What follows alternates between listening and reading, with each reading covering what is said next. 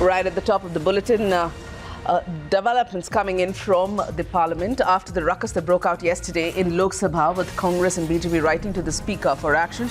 Om Birla has called a meeting of all party leaders from Lok Sabha. Yesterday, he had adjourned the House saying that the legislative business cannot run amidst a den.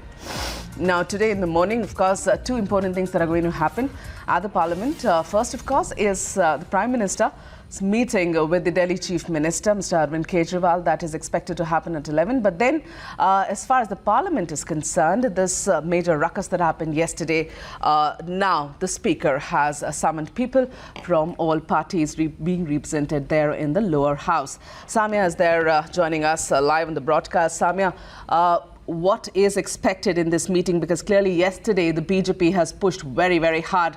And when I say BJP, it's the government actually now that's pushing hard to ensure that the 4 people who crossed over to the Treasury benches are suspended.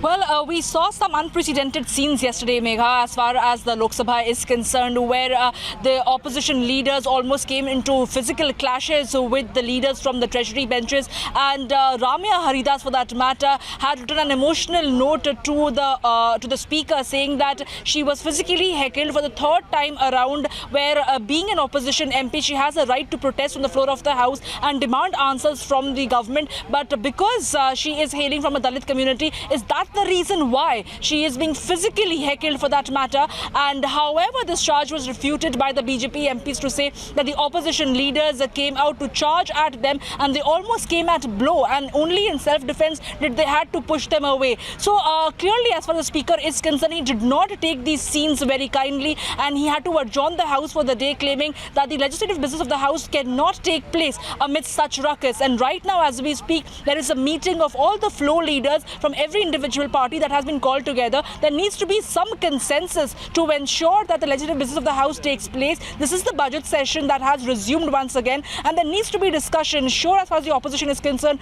they are demanding that the Home Minister and the Treasury benches and the leaders from the opposition should come out and speak on the Delhi violence. They feel that they are not getting their due time to speak about the various people who lost their lives in situation of law and order in the national capital. But the opposition party needs to also get into a dialogue with the government to understand that there is a way and a need for a debate that's going to be conducive. And by just holding ruckus, it's not going to yield to any sort of a dialogue. And that is exactly why a meeting is still underway. We have to wait and see what comes out of that meeting. But as far as Delhi violence is concerned, that is sure to dominate both the houses of the Parliament, Lok Sabha and Rajya Sabha once again, as several suspension of the business notices has been given by the opposition party leaders, and they are definitely going to be raking it once again, demanding that the Home Minister be present in the House to make a statement on the kind of law and order situation. Absolutely, Samia. In fact, I'm requesting you to stay on with us.